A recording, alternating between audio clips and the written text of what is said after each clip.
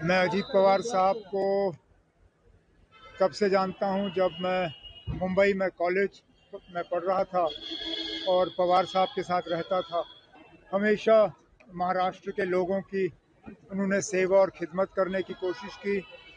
महाराष्ट्र के एक बहुत बड़े सपूत जिन्होंने महाराष्ट्र की तकदीर को बदलने की कोशिश की,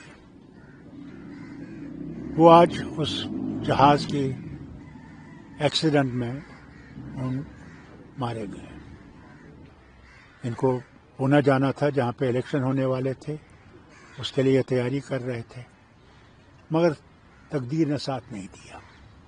बड़े अफसोस की बात है, दिल्ली से निकलने से पहले ये खबर हमें पहुंची थी जहाज में कि बारामती में जहाज के क्रैश में अजीत पवार साहब की मृत्यु हो गई। मैं अजीत पवार साहब को कब से जानता हूं, जब मैं मुंबई में कॉलेज में पढ़ रहा था और पवार साहब के साथ रहता था। उन दिनों अजीत पवार साहब नए नए सियासत में शरद पवार साहब की मदद करने के लिए मैदान में उतरे हुए थे। तब से जो उनकी शुरुआत रही, हमेशा महाराष्ट्र के लोगों की उन्होंने सेवा और खिदमत करने की कोशिश की। जो लोग उन्हें जानते हैं और जिन्होंने उनका काम करने का तरीका देखा, वो ये जानते थे कि एक बहुत ही काबिल एडमिनिस्ट्रेटर के तौर पे जाने जाते थे और एक अच्छे पॉलिटिकल वर्कर। बहुत कम उम्र में उनकी मृत्यु हो गई है और मैं अपने तरफ से, अपने पिता, अपने वालिद के तरफ से पवार साहब को, सुप्रिया को, उनकी तमाम खानदान को इस मुश्किल घड़ी में हम अफसोस और ताज़ियत का इजहार करते हैं। सर, ये लगातार जो प्लेन क्रैश हो रहे हैं, हम आए दिन देख रहे हैं, इसमें क्या कहेंगे?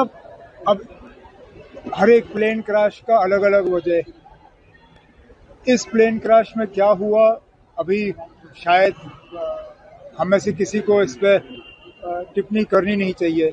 में तहकीकात हो, इंक्वायरी हो, उसके बाद पता चलेगा क्या जहाज में खराबी थी, क्या मौसम खराब था, कोई और वजह थी, आखिर देखते हैं। लेकिन मौत मौत है ना, किसकी मौत कहाँ लिखी हुई है, कैसे लिखी हुई है, ये आप और मैं नहीं जानते, ये सिर्फ ऊपर वाला जानता है। और अफसोस की बात यह है कि उस जहाज में जो लोग इस दुनिया को छोड़ गए, उनके लिए इतना ही वक्त मुकर्रर किया गया था। बहुत ही दर्दनाक खबर है। आज जब सुबह को मैंने ये सुना, मुझे ये लगा कि महाराष्ट्र के एक बहुत बड़े सपूत जिन्होंने महाराष्ट्र की तकदीर को बदलने की कोशिश की, वो आज उस जहाज के एक्सीडेंट में मारे गए। उनकी कंट्रीब्यूशन जो है वो कोई भूल नहीं सकता, मगर फिर उसके सामने कोई कुछ नहीं कर सकता, जिसे हम अल्लाह कहते हैं। बहुत इनको पुणे जाना था, जहां पे इलेक्शन होने वाले थे, उसके लिए तैयारी कर रहे थे, मगर तकदीर ने साथ नहीं दिया।